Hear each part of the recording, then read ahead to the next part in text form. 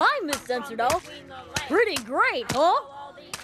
I thought I taught you to close your mind, not lose it. But eggs are evil. You know, I wonder what Miss Censordoll would say about egg prices. Actually, give your opinion down below in the comment section. Do you think she'd be in favor of it because she likes eggs that much? Or would she hate it because she just can't get as many eggs as she wants to now? Hi, I'm Kitty Monk, and I'm here to talk to you about, you know the drill by now. You saw the thumbnail. Or more specifically, Miss Censordoll. Miss Frances Clara Censordoll. Fran for short. And yes, her initials are FCC, like the company that censors what you see on TV or the airways. And Censordoll because Censorall. Speaking of, considering how Adult Swim standards and practices department was at the time, like to the point where even Aqua Teen Hunger Force made an episode making fun of the fact they weren't allowed to say the word Jesus Christ, I am very surprised Moral Oral is even a thing.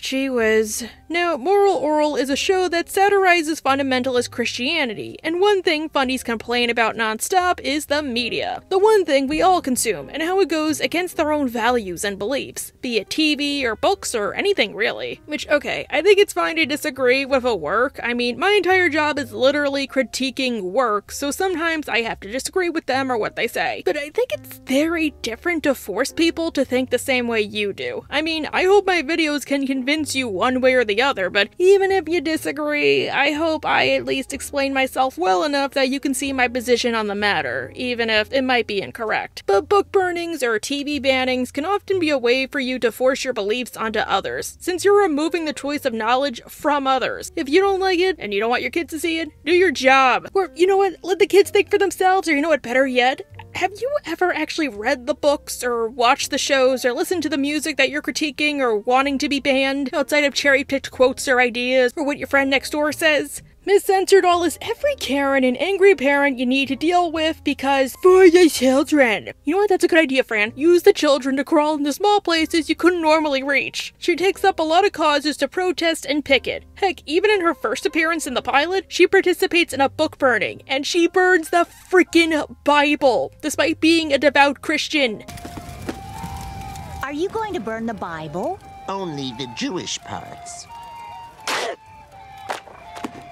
Doesn't matter, Franny, that's still the Bible! The only difference is, well, I don't think Fran is one to talk. At least with these instances, I get what they're saying, even though I disagree majorly and I still think you should do your job as a parent. But she doesn't have a spouse or children to shield, or even like nibblings for that matter. And she doesn't know better than anyone else. But honestly, there's a very tragic reason she does this, which we will get to at the tail end of this video. I need to keep you guys waiting. I need to keep you on your toes. So let's discuss. Like I said above, Miss Censordoll is a character in Moral Oral. In these videos, there is the constant theme that the people of Moralton might be Christian, but 9 times out of 10, they only really subscribe to religion to use as a shield against themselves and others, both to seem better than the rest of the town and to excuse their own shortcomings and horrid beliefs. None of them are true believers besides arguably Oral himself, and if they are incredibly disillusioned. Miss Censordoll is different. I think she's probably the only person in Moralton who honestly does believe in what she preaches, excluding that one episode, but we'll get there when we get there. And all it does is feed into her superiority complex. Like, people hate Peggy Hill for having a giant ego and taking it out on others. You've never met Miss Censordoll. Remember how I said Miss Censordoll just loves censoring stuff to the point of it being her freaking name? And I hate people like Miss Censordoll in real life? Well, she goes a step further than just calling the school. She runs the town library, and Moral Oral doesn't really have a defined time period, BTW, so for all we know, this is the only way they're getting their knowledge. I mean, I like to tell myself it takes place in present day, but the town is so backwards they act like it's the 80s. So next to the people at the school, and maybe Reverend Putty, she's pretty much the only source for where the people of Moralton can get their information. And we all know how restrictive Moralton can be. Therefore, her job isn't just to give books to people, it's to pick books to censor. Miss Censordoll,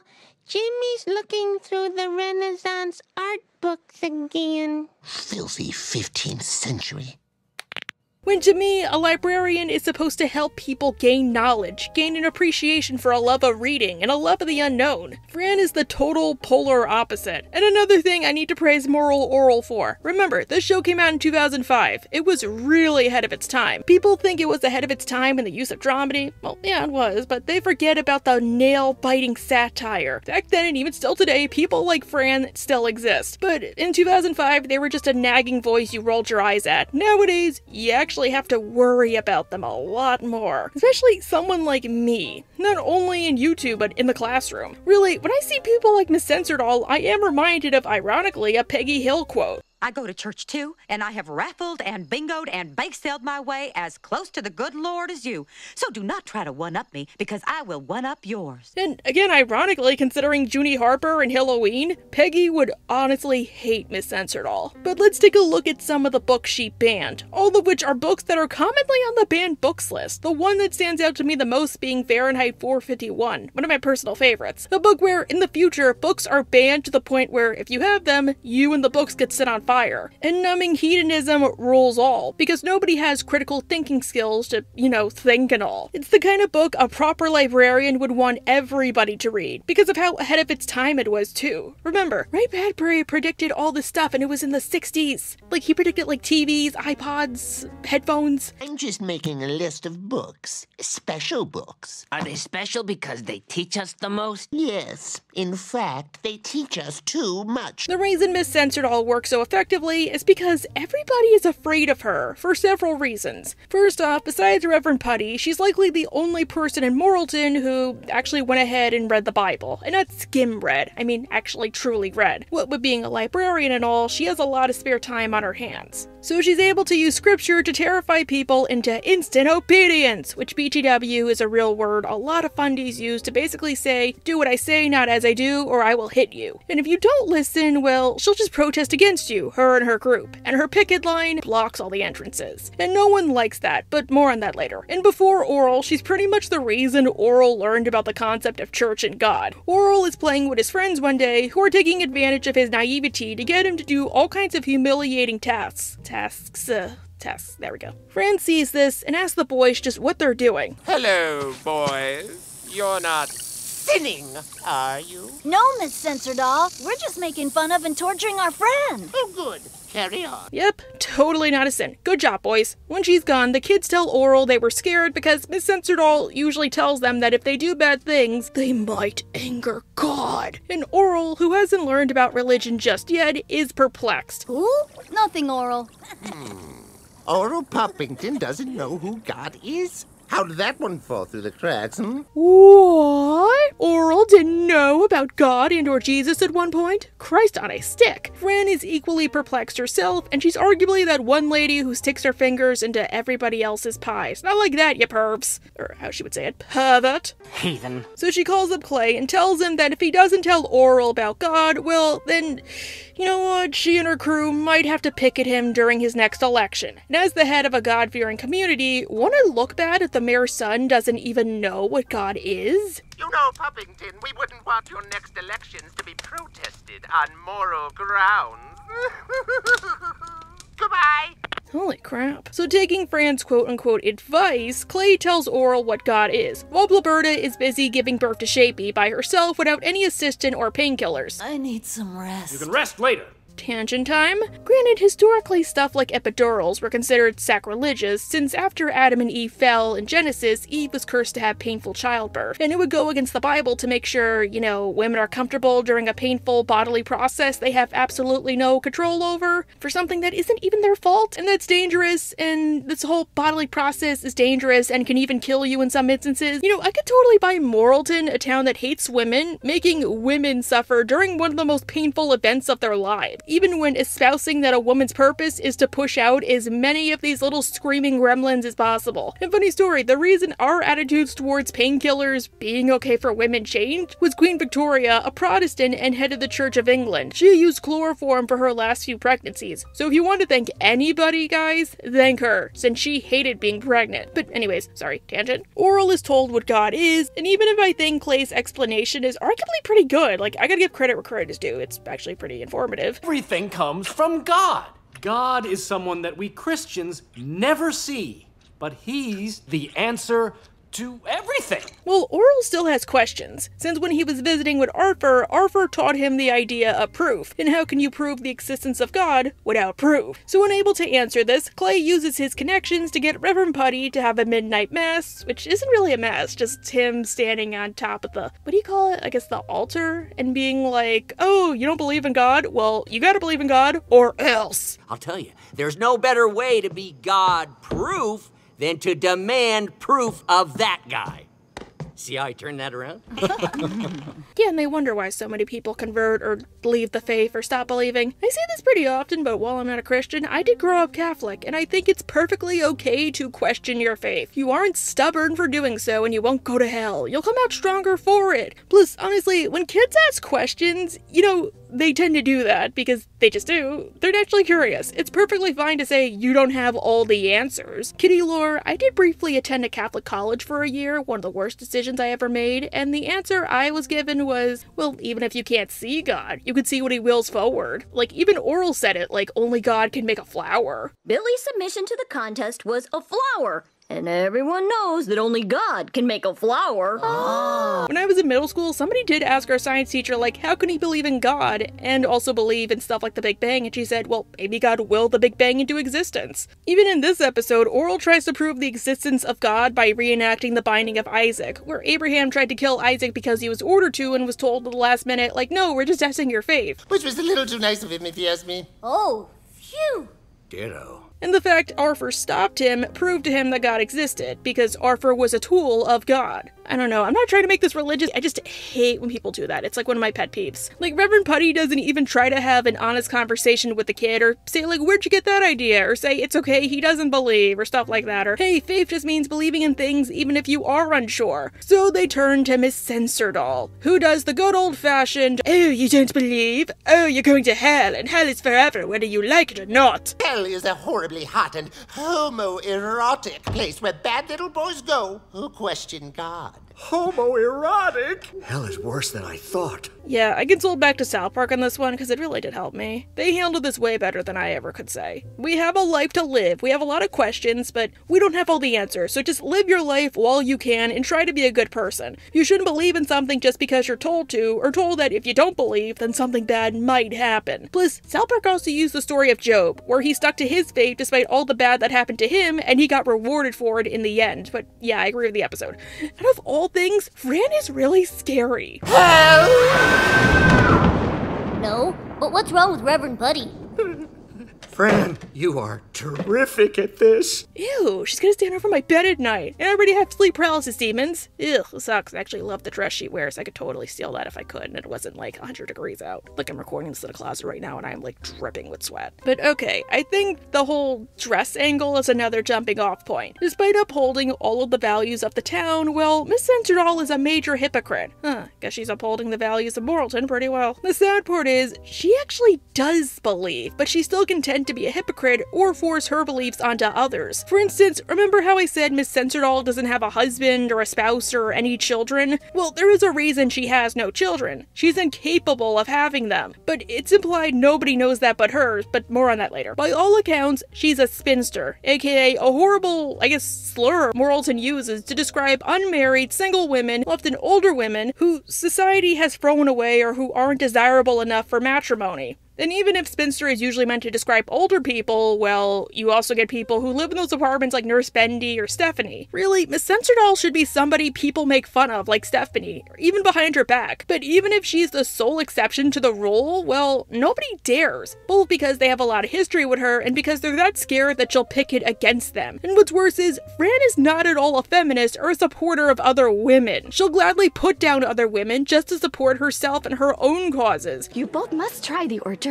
They are bland and huge. Your shift, Millie. Oh, right. She's probably the only female authority figure in the show we actually get. and I don't count Miss Scoltham, since she's the only woman besides Stephanie who doesn't have to answer to anybody but herself. Like in Blabberta's flashback, we learn that Blabberta was the only one of her friends who wasn't getting married or had a boyfriend just yet, and she felt alone even at home. There wasn't even a spot for her in the family choir. She didn't fit in anywhere, so her only thing to do was to hang out with the other girls and just protest. But she happened to be friends with Fran, who told her, without actually saying it, that because she did not bag a husband, there was no place for her left, and they wouldn't be needing her services any longer. And because she wasn't quick enough, well, yep, no hope for her. She's gonna die alone. Excellent, Millie Spraybooth. You're quite an asset. Looks like someone is going to make Coach Fakey a very proud husband.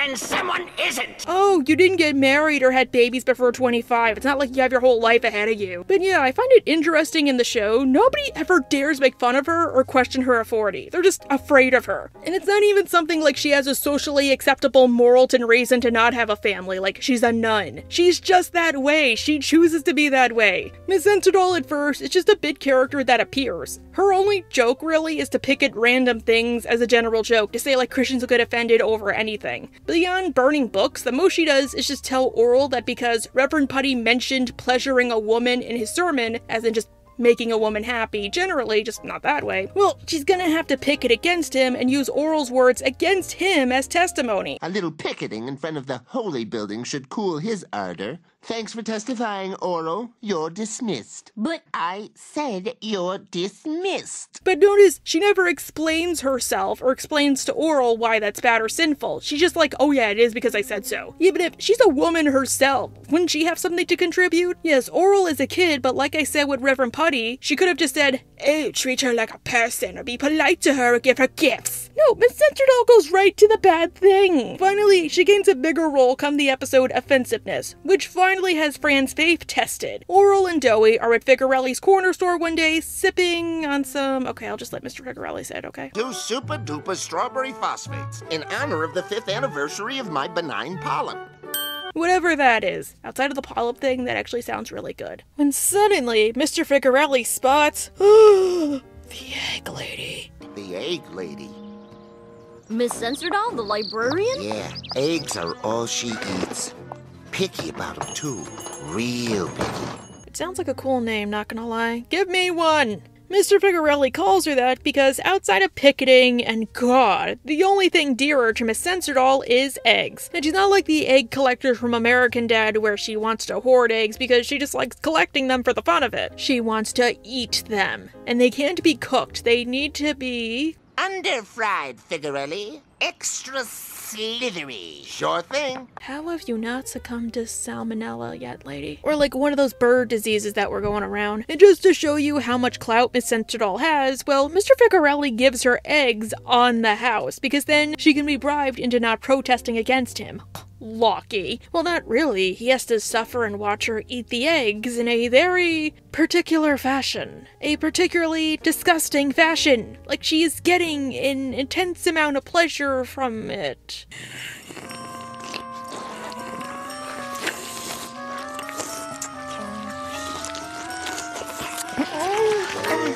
Oh my god, praise to the sound editing people, that was the right level of gross. Like, it makes even me nauseous, like, as I was writing this and as I was recording this. Fran, I know you like food. Hell, even I like food. But please not in front of the children you claim to care about, for all our sakes. I gotta go throw up all of a sudden. You said it, kid. Weirdly, this was not the first episode to establish her love of eggs. She doesn't really have it in season 1, I don't think. Like, I went back and rewatched a scene or two, no eggs in sight. Her love of eggs, however, was established in God's image. And then they take a yard. Next, they'll want their own separate book burnings, like the books I've deemed bad aren't good enough for them. Someone should teach these Figarellis a lesson. Oral inquires why Miss Sensidoll loves eggs so much, and she's happy to extol the word of the egg. You sure like eggs, don't you, Miss Sensidoll? Why wouldn't I, Oral? They're one of life's only pleasures, next to picketing. And you know, she has a point. Protesting is fun. And Oral thinks so too. He pays Miss Sensidoll a visit to the library where he finds out she's protesting the greatest story ever told, aka this movie that came out in the 60s that was an epic about the Bible. Kind of like whenever people say that, they really mean the Bible. It's not a dirty movie. If you find a way to look at them just right.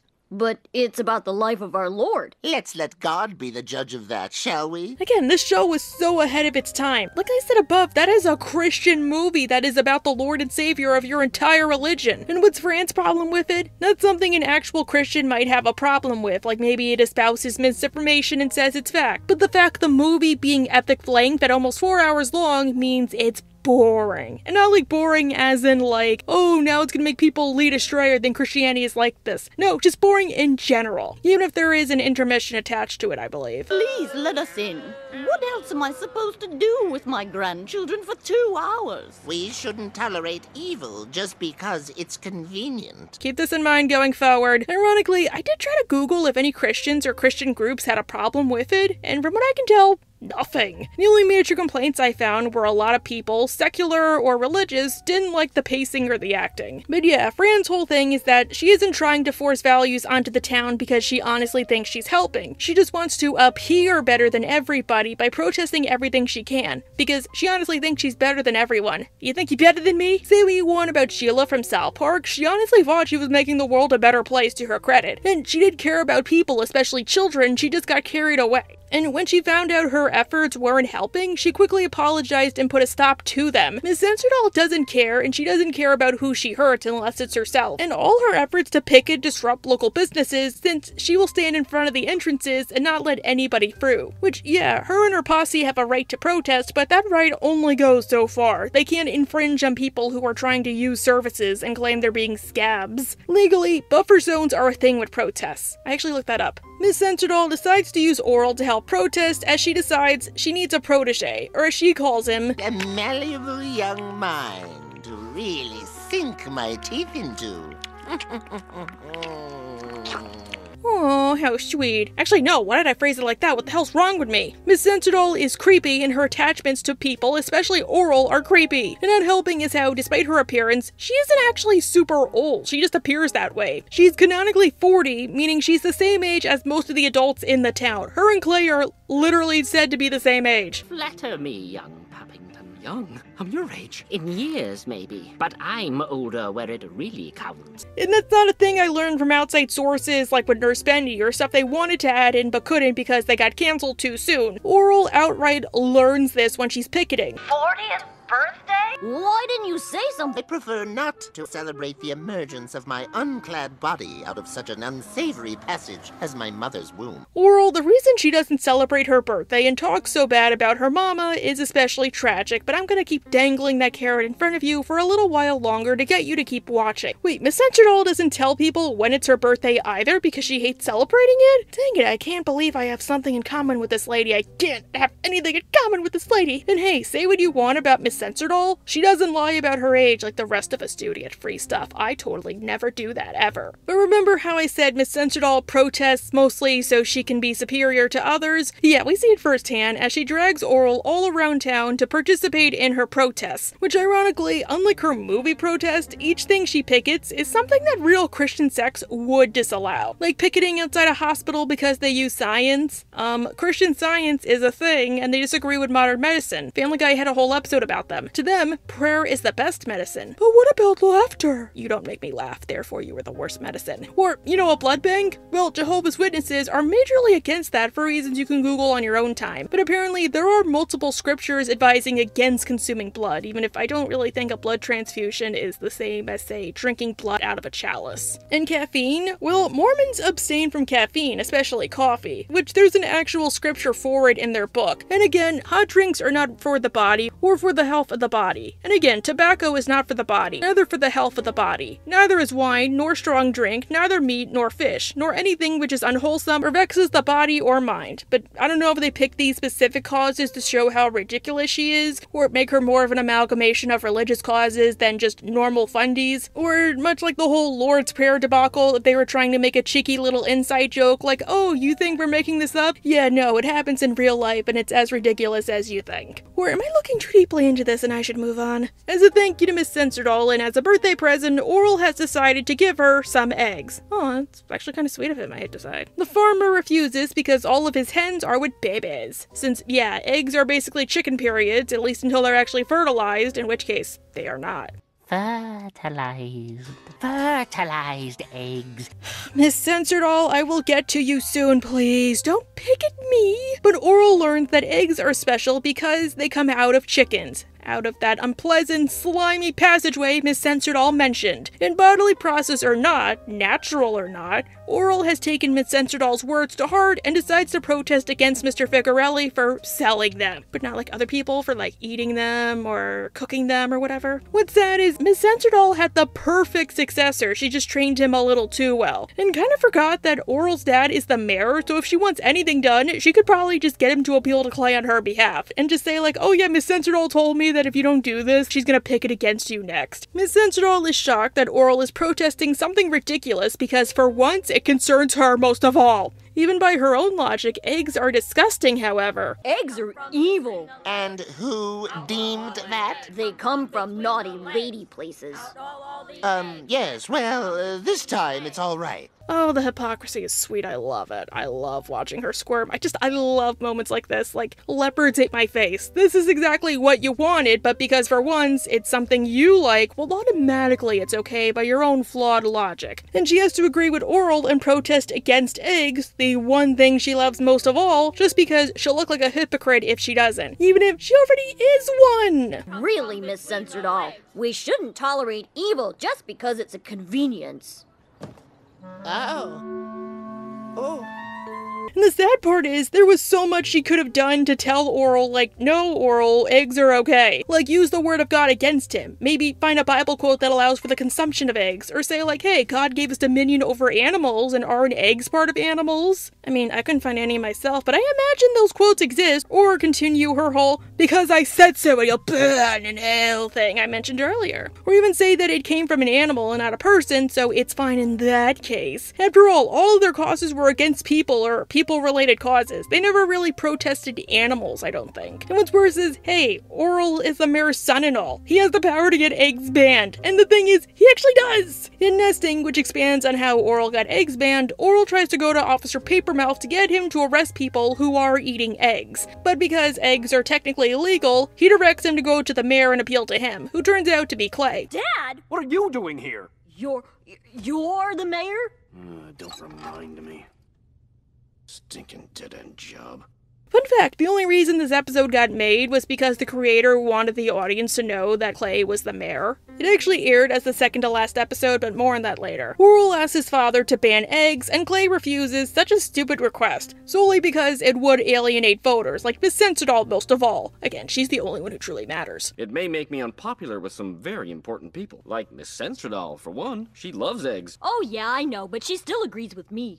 She does she? Oh, Clay, if only you paid attention to your own son. But what does get Clay to ban eggs? Realizing he has an unchecked Oedipus complex and, projecting like usual. What is an Oedipus complex, you may ask? Well, it turns out Clay has a repressed attraction to his own mother that isn't natural or right, since his mother enmeshed him and spoiled him, and now whenever he sees eggs, he gains an unholy interest in them, not unlike Miss Censored-All. Can you imagine that? Okay, alright, you win. I'm disgusting. I mean, it's disgusting. Eggs are disgusting and illegal, okay? Happy? Plus, remember, Clay had 10-ish siblings who never hatched, so to speak. He was the only one. That makes him special. So out of shame, despite how unpopular and likely career-ending it would be, Clay bans eggs, which everybody hates. And they all blame Miss Censored-All for, and rightfully so. But I think this was karma enough. Outlaw all the eggs that come from the train that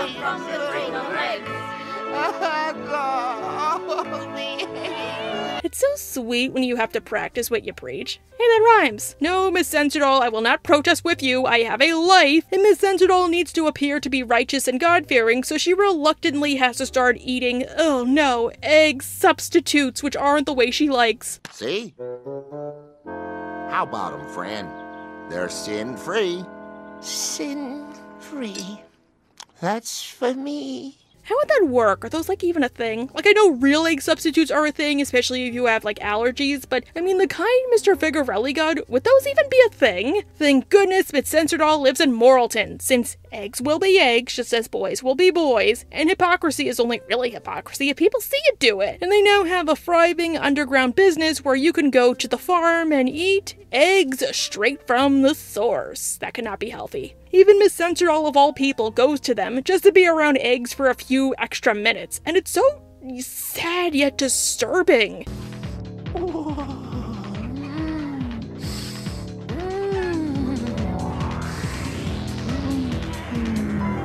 At least she's supporting local businessmen. Even if someone is watching you, Miss Censored, somebody, that's me. And God, you get what I mean, I like to joke. The thing is, she hasn't exactly given up her pursuit of eggs, and if anything, this just turns her into a huge supervillain. See, if Moral Orel got the 5 seasons as was originally planned, Miss Censored would end up becoming the head of the town, as the matriarch. Get it, like mayor and matriarch? Hence why we got that opening in Nesting. That was supposed to lay the groundwork for what was to come. Heck, by season 4, they were going to rename the show Morrilton and treat it like South Park, since the show was supposed to branch off from Orel and his family and focus on not just them, but the rest of the townsfolk. Hence why season 3 kind of gave us these little crumbs with episodes that Orel was barely in or he was only in the background of. While I do love this idea, I always wondered just what got her to do it, like want to take over the town. Like if they just liked the idea of Moral Orel having a major antagonist and decided Miss Censored was the way to go, like when did they pick this? I mean, the whole thing with eggs wasn't until season 2, so was she always planned from the start? But honestly, what if having her favorite food outlawed was what pushed her over the edge? Like she hates the people that much and thinks only she can do better, because the one time they did something bad, it affected her. Because the episode Abstinence reveals she did not take the egg ban lying down and decided that if she couldn't be happy, then no one could. Yeah, don't waste your breath. Get a tan?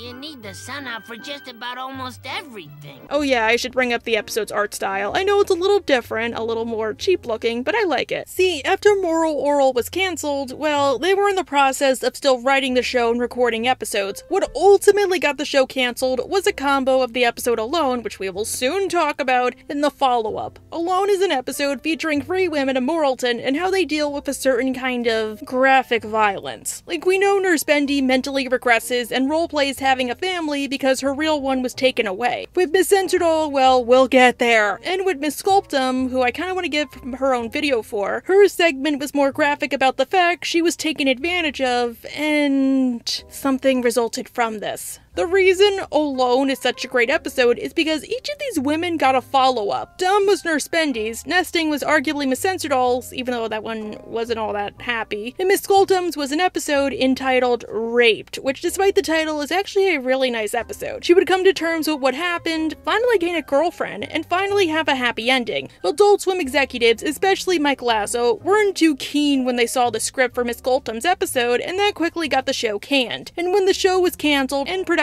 was wrapped up, well, all of the sets and the puppets were apparently destroyed, I hear. Thanks Satan, we have David Tuber and Morgana Ignis. And yes, Helliververse fans, that Morgana Ignis, that one, even though she wasn't out yet, so unfortunately she is credited under her dead name, but you know what I mean. She was an intern on the show, and one of her jobs for season 3 was making claymation reels of the episode. Basically, kind of like Orel does in the credits, it was supposed to be the episode, but like how Orel would make it. And there was one episode left which was recorded all the way but not animated. So she and David Tuber were tasked by series creator Dino Stamantopoulos, oh my god, I probably butchered that, with using whatever leftover material they could to animate the last recorded episode, Abstinence. And I gotta say, they did a really good job, and that was a really sweet episode. The episode is focused on Dowie, but guided by Miss Censored in an almost peculiar fashion. Blabbering! Your punishment was insignificant. What harm is there in forever prohibiting you to don a vizard? Manipulation! See, Dowie's parents want him out of the house so they can have special adult cuddle time at night. And Dowie's dad gets him a nighttime job at the farm as a nighttime blocker. His job is to be sure the roosters can't be alone with the hens, that way their eggs won't be tainted with rooster juice. Dowie does a really good job at his job, and he's having fun doing it. At least until the egg ban comes down, which means the farm has to close. Well, Dowie, You're gonna have to excuse the pun from the bottom of my heart, but you're laid off. Laid off? Doughy goes to Oral to beg for the ban to be lifted, but Oral is still drinking the Flavor Aid and says no. Seeing an opportunity, Miss Sensual convinces him to continue his job, but rather on people instead of chickens. After all, don't people contain eggs? Just our eggs have no shell? Would we actually be able to eat a human egg? If it were like life-size? Did I overhear you stating that you have been battling lust with the strong arm of forced abstinence? Then yes! Notice how Miss Sensual gets Doughy to stop people from doing it. One of the most natural acts there is, albeit carnal because Moralton. Some of what he does is good, like preventing Nurse Bendy from having to sleep with Principal Fakey, but it's still bad. Because it's Miss Sensual forcing her beliefs on the town like usual, this time with Doughy as her unwitting henchman instead of Oral. I can't have eggs, can't I? Then no one's eggs shall see fruit! And Doughy is too naive to realize he's being manipulated by somebody with bad intentions. Eventually, Doughy is caught, and because he's a kid, his punishment is he can no longer wear a mask. I'm the only kid in Moralton that's not allowed to ever wear a mask. Oh, right. Because of all your mood spoiling. Yeah. I wonder how he fared in 2020. But Miss Sensual is appeased. Weep not. They may have stopped this reign of righteous terror, but I have more up my sleeve. Oh god. And with that, let's finally get to the episode Alone, which spells out why Miss Sensual is so screwed up, I guess you could say, for lack of a better word. I already went over the premise of Alone and how it shed light on 3 characters who, up until this point, were pretty much just background characters, and how they deal with the harsh reality of a certain kind of violence. Or violins, so to speak. With Miss Sensual, her version of it is a lot more medical rather than physical. When we see Miss Sensual's home, we see it's a lot more old-fashioned than Miss Skoltum or Nurse Bendy. She even has an old-fashioned radio, a bed, there's not even a TV or anything. It looks like something your grandma would live in. Just, it hasn't been like renovated or updated. Miss Sensual goes into the fridge, which is loaded with egg cartons and are specifically labeled naturally passed eggs, as in the eggs she unintentionally got banned because they came out of chickens. Like, she's hoarding them like a drug habit, like she knows they're that bad. She tries to take one out, presumably to eat, when she's interrupted by a phone ringing. I'm not home yet, Mother. I told you. 9 p.m. No sooner. Not wanting to deal with it because it's her mother, I don't blame her, she goes to lay in her bed. Next to her egg-shaped lamp, an egg-shaped rug, and a picture of a chicken coop. And she takes the egg and puts it on her stomach, near a special spot. Or a spot for her. The spot where for an AFAB, your uterus and your ovaries would likely be. But the ringing won't cease, and so she has to answer. Thankfully, it's not her mother, thankfully. It's the farmer who was selling contraband eggs, and Miss Sensual puts in a special request. She doesn't just want normal eggs or slimy eggs, she wants fertilized. That's right. Fertilized eggs teeming with inner life. Quit gagging, man, and listen to me! See, I told you guys to wait, but why does Miss Sensual like eggs? Well, symbolism-wise, it's where life comes from. Eggs are important because it's where life begins, and life can end in just an instant. You can shatter a shell, and either life will pour through, or life will cease. Oh, because they're delicious and nutritious, and they come in a handy shell. It's a bit harder to tell if a chicken egg is fertilized, but apparently there is a method, and it's called candling. If you hold the egg up to light, or I think a special light, you should see a chicken embryo and some blood vessels. It actually sounds kind of cool in a creepy sort of way. What, when I was like a middle schooler, I always wanted to go to a hotel room with a black light, because I saw it on Drawn Together. The thing is, fertilized chicken eggs doesn't always mean what you think it means. They are still safe to eat. In places like the Philippines, they are a street food called, I might butcher this, I'm sorry, balut, even though I'd probably never try one. And honestly, they never actually say what Miss Sensual wanted the fertilized eggs for, like if she wants to try something new or if she wants to eat them, in which case she would be a total hypocrite since, hey, unborn life and all that. Yes, well, this time it's all right. And to quote Oral, really, Miss Sensual, we shouldn't tolerate evil just because it's a convenience. Oh. Or was this relating to her future plans for Moralton, which I will get to in a minute, like maybe it's fueling her or fueling them or whatever? To show how far Miss Sensual has fallen, to get the eggs, she has to do something unholy. She has to show her chest to the farmer, or at least she claims to. I wouldn't be surprised if she actually does. I'll finally at long last allow you to gaze upon my cursed virtue. Heathen, Hey, you're the one who offered, dude. If anyone is a heathen, it's you. Miss Sensordoll soon gets a call from her mother, and Miss Sensordoll reveals why she's so attached to eggs. Because she's incapable of producing eggs of her own. When she was a baby, her mother had her reproductive organs, or at least her uterus and ovaries. I mean, they never actually say if it's her uterus. They do say her ovaries at least, but I wouldn't be surprised if it's both. Removed. Don't push me down like that when you did this to me! Well, then what good was relieving me of my reproductive parts if I was an infant when you had them removed? And I gotta say, that is horrific in a way only Moral Orel could. Like, Miss Sensordoll is a victim, and she doesn't want to admit it. Like, she'll admit it to her mother, like, Mom, why'd you do this? But she will never admit it to herself. Like, yes, it's horrific if you need to lose those parts because of surgery or whatever, but from what I can tell, there was nothing medically wrong with Miss Sensordoll to require that. Albeit, I will say this, it's a totally different story if you choose to medically sterilize yourself just because you don't want to have children. At least then you have a choice. It's your body. Miss Sensordoll was never given that choice. For all intents and purposes, she was mutilated. And I use that word because even if they never actually say it, like if her mother was trying to practice eugenics or if her mother didn't like her, well, the implication is her mother did it to make her pure in a way. Since a reason, unfortunately, many young girls, or those assigned female at birth, are mutilated or lose perfectly good body parts is to keep you pure. And I love how Moral Orel discusses this for two reasons. First off, when shows talk about that kind of violence, they normally talk about stuff that's physical, like assault or battery, which is kind of what happened with Nurse Bendy and Miss Colton. Very rarely do you see a form of medical violence, to put it one way. Even if, yes, this kind of stuff does happen in real life, a lot. Second, because of what this means for her. See, girls and AFABs are born with all of the eggs you're ever going to have, hence why menopause is a thing. The nest just runs dry. Quite dry. Yes, dry as a hen's.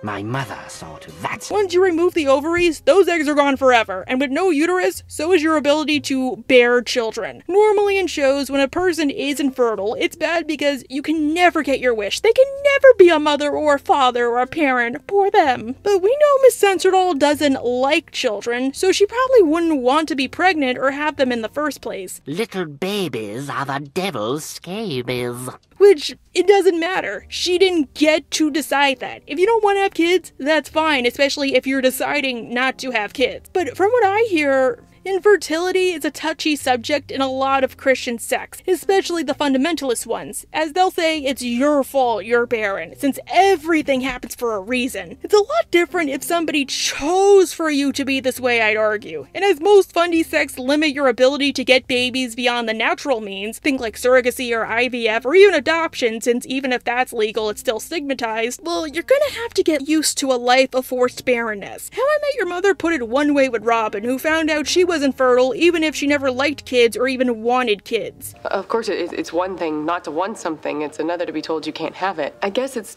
just nice knowing that you could someday do it. All of a sudden, that door is closed. I'll say it once and I say it again. Miss Sensordoll is a victim. Yes, she's a bad person, but she is still a victim. You can be a bad person and a victim. Two things are true at once. I mean, look at Stella. She had her choice of whether or not she wanted to be a mother ripped from her. Her body was violated when she was too young to give consent or even understand or comprehend what was going on. Heck, unlike the other two women in the story, it was by another woman. And it's not something like her husband told her to do it. She just did it to do it. Heck, I'll even go a step further and say this is why she looks like she's in her 60s or 70s despite being the same age as Clay. What happened prematurely aged her because it probably caused her to go through menopause super early, and she likely wasn't able to develop the same way other people her age did, even if I doubt such a thing would happen in real life. But then again, Moral Orel is a cartoon, so hey. But rather than use her experiences and newfound power to support other women, she uses her power to put other women down, because the only way for her to accept what happened was to say it made her holier than everybody else around her because she could not partake in carnal sin. From her evil mother who forced this onto her to even Reverend Putty. I hardly think the Reverend Putty is sufficiently pious enough to even tackle the subject of original sin. Of course I'm more suited! What a question!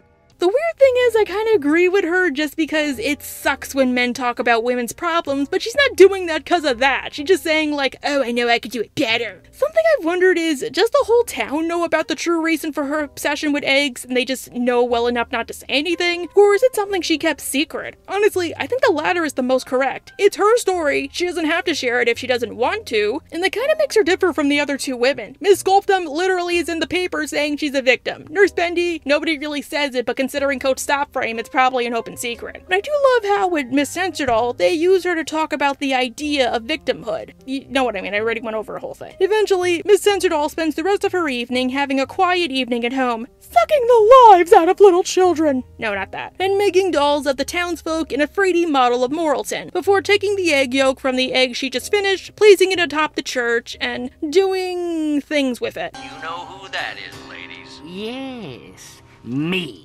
I am matriarch of Morrilton. Okay, so the other thing I need to get to. Much like nesting, this was a leftover from when Miss Sensordoll became the main antagonist. Originally, she was meant to enact a plan to take over the town using voodoo, with all those little figures being voodoo dolls of the townsfolk. Remember that scene of Clay shooting Oral? Well, originally, they were going to reveal that Miss Sensordoll was the one to will him to do it with her magic, hence this scene here. You have special powers, don't you? Powers? Yeah. You made me shoot Oral. I know it. I had a dream. Honestly, while I do wish we got to see Miss Sensordoll finally become a real villainess and not just hint like, oh, she might be causing problems later, well, I am kind of glad they cut that part out.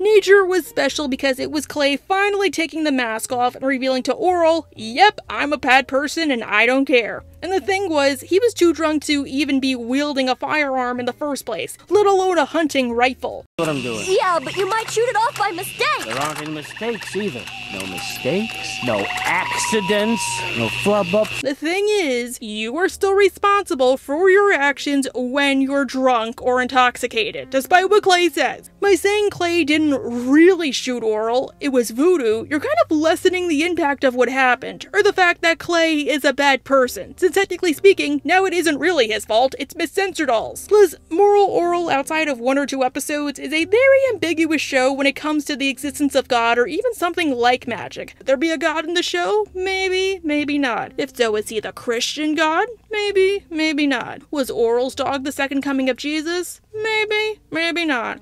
Did Oral really go to heaven, or did he just have, like, a traumatic flashback while he was dying? Maybe, maybe not. So Miss Sensordoll practicing voodoo just feels odd to me. I'm sure the show would find some way to come back to it, or even justify it in a way that would make sense, and I wish we saw that. But I think Miss Sensordoll being evil the same way she was in Abstinence, like controlling things from behind the scenes, willing people to do things just by word alone, would be a whole lot better and honestly a whole lot scarier. She wouldn't have to lift a finger, and people like her exist in real life, which just makes it scarier. Nesting is Miss Sensordoll's final appearance. After the hunting trip incident, Oral goes to Mr. Figarelli's corner store and runs into Miss Sensordoll, unaware of her nefarious plans. Oral, coming from a broken family and all, says that he got hurt, but it was his fault, not his dad. The mayor went hunting and you were hurt. I shot myself. I see. The mayor's a responsible man. He couldn't do it. No, ma'am. But it happened while he was on a hunting trip with said dad, aka the mayor, remember that. Putting 2 and 2 together, Miss Sensordoll once again recruits Oral to her side by using the fact his dad hurt him to her advantage. Because if he can't protect his own son, how could he protect a town? Eggs are life. Hunting is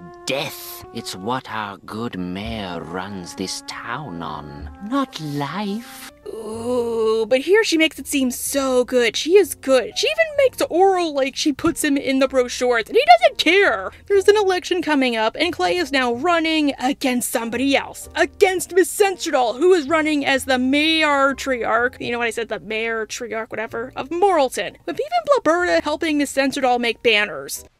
Matriarch? Oh, great! It's ready! Thanks, Mom! What's going on around here? Oral is Miss Sensordoll's campaign manager.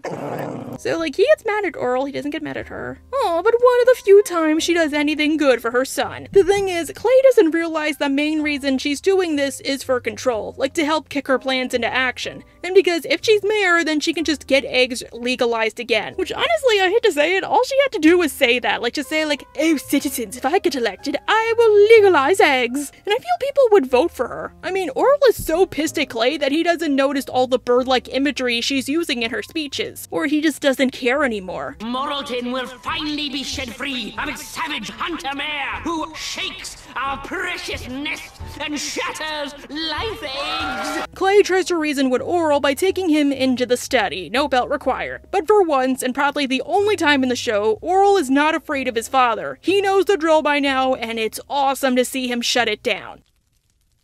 How are things? I think we should get right to the lecture and punishment because I have a lot to do. I love when abusers no longer have any power over their victims. And unlike Turn the Other Cheek, Oral is doing this on purpose. He's not treating others the way he wants to be treated. It's literally just him not giving in, not flinching, nothing. Any kind of reaction would just be giving his father a win because his father wants the attention. So better to be indifferent. That thing called eating? Well, say goodbye to that thing forever if I lose my position in this town because of you. I will. Okay. Funny story, Clay is likely telling the truth. Apparently, most politicians do not get a salary after leaving office. At best, they get a pension. Kinda surprised, I figured they'd still get paid. And apparently, mayors don't make that much unless you live in like a big city or a town. Although I imagine in a town like Moralton, any salary is a good salary. Clay participates in a moderated debate with Miss Sensordoll, and to say he does poorly would be an understatement, since he doubles down on his ban on eggs, for example. The only eggs I smash are the eggs of filth. The inhuman eggs that squeeze through the tantalizingly moist passage of feminine temptation. No, dude, no, not like that. Seriously, just say if you're elected, you'll make them legal again. Like say Miss Sensordoll is the reason they're illegal and people won't vote for her. Doesn't matter if you actually do follow through. Most politicians lie to get elected. People know that. Miss Sensordoll notices, either through magic or just quick deduction, about Clay's sudden fascination with eggs, and decides she can do more harm than good if she drops out. Miss Sensordoll, what about your whole platform on nesting? Look, Oral, a lady has no business running for office when there are books to burn. See you at the library. Feeling this was all for nothing and feeling suspicious, Clay apologizes for shooting Oral. Since then, Oral will obviously feel good and tell him Miss Sensordoll's deal, even if Oral is just as clueless as him, sorry dude. But Oral sees right through this and decides to not forgive him, which good for him, really good for him. And I love how he spits Clay's words back into his face. Now that we've made up, you gotta tell me what that witch is up to. You gotta, Oral, please. People just don't say what's on their mind, Dad. Don't give me that! That's my line! You are gonna go far, kid. Clay, you're a horrible person, and I cannot wait to tear you down again when I finally get to coach Stop Frame. I don't know, Dad. Don't know? Okay, well, I take everything back! And I'm glad I shot you. Clay spots Miss Sensordoll at the bar and inquires why she dropped out as he finally realizes, you made me shoot Oral. I know it. Again, that's partially why I'm glad they cut the storyline. Clay blaming everybody but himself is genius and in character. Plus, originally, the show was supposed to end with everybody but him getting a happy ending, so losing his position as mayor would be a great taste of things to come. But Sensordoll decides to change approach and take advantage of Clay's mommy kink by being the mommy he never had. Only, she's his age and she can't have babies, so it's cool and totally not sinning at all. So they start to make out while rubbing one of her eggs. That, my dear Mayor, is the only egg you'll ever find down there. Ew, and we never get a resolution on this because the show ended. But yes, they were going to continue with the two of them having an affair if season 4 continued, and then season 5 she would have taken over. With that note, I guess I'll say, okay, I have a newfound appreciation for this chick. Okay, chick like Bird. Originally, when I first watched the episode, I found her pretty boring. I was like, really? She's gonna be the bad guy? She is so boring. But writing the script, I had to carefully weigh the choices the writers did what they did, and honestly, I appreciate them a lot more. I don't agree with every single one of them, but I get where they're coming from. Although, honestly, I don't like the voice they used for her in season 3. Maybe it was because they know she was getting a bigger role, but I don't know. I feel like they could have went with somebody else. Anyhow, bye!